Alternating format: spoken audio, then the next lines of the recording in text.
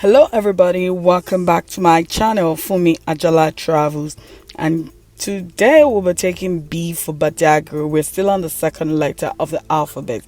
B is for Badagry today.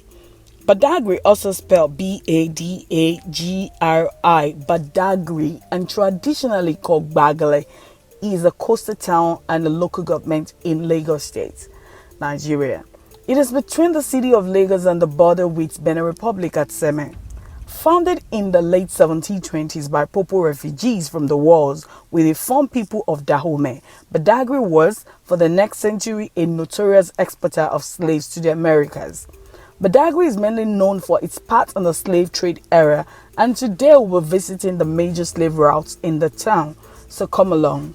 Our first stop was to the Mobee family house and slave relics museum. History has told us that the coast of West Africa was a fertile area for slavers in the 1800s because the rulers, chiefs and warriors collaborated with the foreigners to capture their own people. The Mobee family house and slave relic is one of the 3 slaves museums on Marina Road in Badagry and is filled with manacles that slave traders used to restrict the enslaved.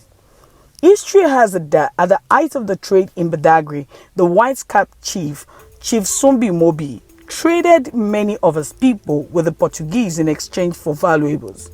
This dark reputation was tied to the family until his son ascended the Mobee throne and abolished the trade in 1886.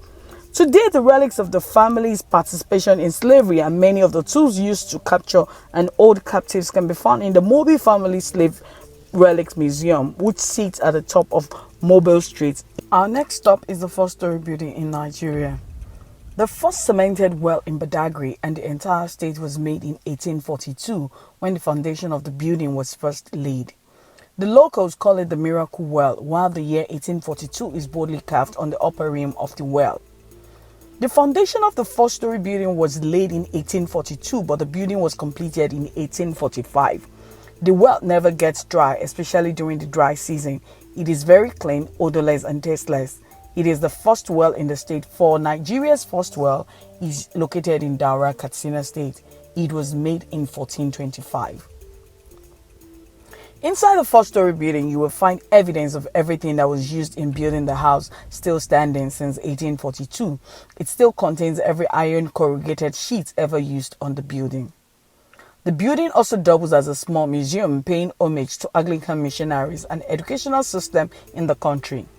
It pays homage to the first teacher in Nigeria, Mr. Claudius Phillips, 1845 to 1868.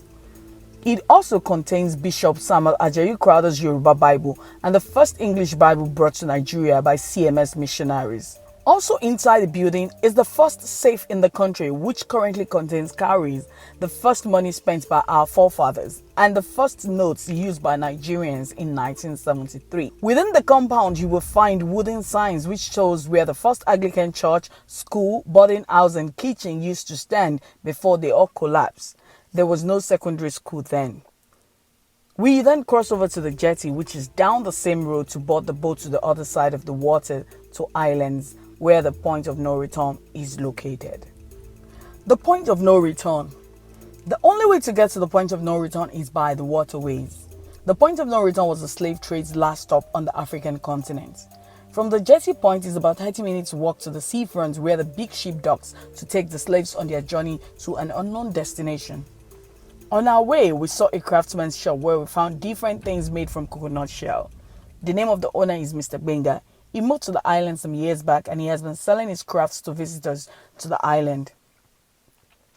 Halfway into the work is a slave spirit attenuation well.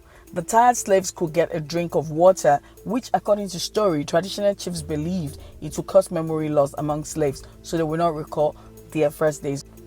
Standing at the end of the long walk amongst leafy palm trees with sound of the ocean nearby is a slave tunnel, a large spiral-looking structure still under construction by the government of Lagos State. There had 2 bricks, which was what was left of the tunnel back then. The new spiral structure is built to give the experience of the walk made by the slaves to the ship, where they are ferried off to an unknown destination, some of them never to return home, while some did. While taking in what the slave work could have been You can hear the soft music the ocean waves is producing mixed with the sound of the palm fronds dancing to the wind. It is a beautiful atmosphere which has a tainted past, hopefully leading us to a better future with the aim of not forgetting humanity. We walked back, took the jetty back to Badagry and prepared for our next destination. There are other sights to see in Badagry. This means you have to spend a night or two to take in the history and what the town has to offer. Mine was a daycation, which means I had to return to Lagos. Thank you for watching. Please do drop your comments, click the subscribe button as we go along. See you on the next letter of the alphabet. Thank you.